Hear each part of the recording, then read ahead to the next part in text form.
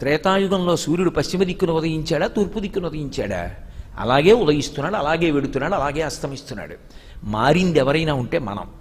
రాముడు తెల్లవారకట్ట స్నానం చేశాడు, మానేసింది మనం. కాలం మారింది నీ చేయనంటావే? కాలం ఎందుకు మారింది?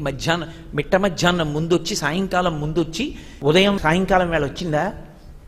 భూమి తిరగడంలో తేడా వచ్చిందా? ఋతువులు రావడంలో తేడా వచ్చిందా? కాలంలో తేడా ఎక్కడొచ్చింది? కాలంలో తేడా ఏం రాలేదు, నీలో తేడా వచ్చి నువ్వు వాళ్ళలా బతకడం మానేసి కాలం మీద నెపం పెడుతున్నావు. కాలమునందు కాదు మార్పు, మన యందు మార్పు. దిద్దుకోవడం మనకొస్తే మనము రాముళ్ళ బ్రతకగలం. కాబట్టి ఆ లోపలకు వచ్చినటువంటి సైంధవుని యందు దుష్టబుద్ధి ఉంది. ఇది ఒకనాటి రుగ్మత కాదు, మనుష్యుల యొక్క మనసులకు సంబంధించిన రుగ్మత. ఎవడికి వాడు సరిగా ఉండడం నేర్చుకోవాలి తప్ప ఒక కాలమునందు మంచివాళ్ళున్నారు, ఒక కాలమునందు చెడ్డవాళ్ళున్నారు అన్న సిద్ధాంతం ఎప్పుడూ ఉండదు. చెడు బుద్ధి ఉన్నవాడు ఏ కాలంలో ఉన్నా పాడైపోతాడు.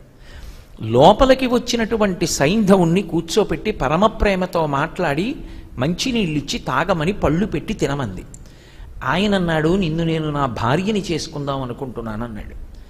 ఆవిడంది ముక్కున వేలేసుకుని, అన్నా నీ నోటి వెంట ఈ మాట రావచ్చా? పాండవుల చెల్లెలు దుస్సల యొక్క భర్తవి నువ్వు, కాబట్టి నాకు అన్నవి. అన్న చెల్లెలితో అలా మాట్లాడచ్చా? చాలా తప్పు మాట్లాడుతున్నావన్నా అంది. పాండవులు లేరు కదా అని ఆమెని అపహరించి తీసుకుపోయాడు. విపరీతమైన వేగంతో తీసుకుపోతున్నాడు రథంలో. ఈలోగా పాండవులు ఇంటికి వచ్చారు. ఏది ద్రౌపది అని అడిగారు. అక్కడ ఉన్నటువంటి పరిచారిక చెప్పింది, ఇప్పుడే సైంధవుడు వచ్చి ఎత్తుకుపోతున్నాడు ద్రౌపదీదేవిని అంది. పాండవుల యొక్క శక్తి అటువంటిది. వాళ్ళు వెంటనే వేగంతో వెళ్ళి సైంధవుణ్ణి పట్టుకున్నారు. ధర్మము అన్న మాటకు అర్థం అది. వ్యవస్థని ఎప్పుడూ తిట్టకూడదు.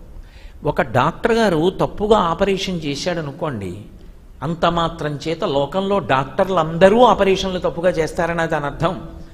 ఒక ఆఫీసులో ఒకడు లంచం పుచ్చుకున్నాడు అనుకోండి, అన్ని ఆఫీసుల్లో అందరూ లంచాలు పుచ్చుకుంటారని అర్థం కాదు. వ్యక్తి యందు దోషం ఉంటే దాన్ని వ్యవస్థ యందు ఆరోపించి మాట్లాడకూడదు. వ్యక్తి దోషాన్ని వ్యక్తిగా దిద్దు. నేను మీతో ఎందుకు చెప్తున్నానంటే, రేపొద్దున్న మీలో కొంతమంది పాత్రికేయులు కావచ్చు, కొంతమంది టెలివిజన్ రంగానికి సంబంధించిన వాళ్ళు కావచ్చు. మీరు ఏ పని చేస్తున్నా వ్యవస్థకి సంబంధించినటువంటి విషయాన్ని దృష్టిలో పెట్టుకుని ప్రవర్తించడం చేతనయ్యి ఉండాలి. వ్యక్తి దోషాన్ని వ్యక్తిగా చూడాలి, వ్యవస్థ దోషాన్ని వ్యవస్థ దోషంగా చూడాలి. వ్యక్తుల దోషాన్ని వ్యవస్థ మీద, వ్యవస్థ దోషాన్ని వ్యక్తుల మీద రుద్దకూడదు.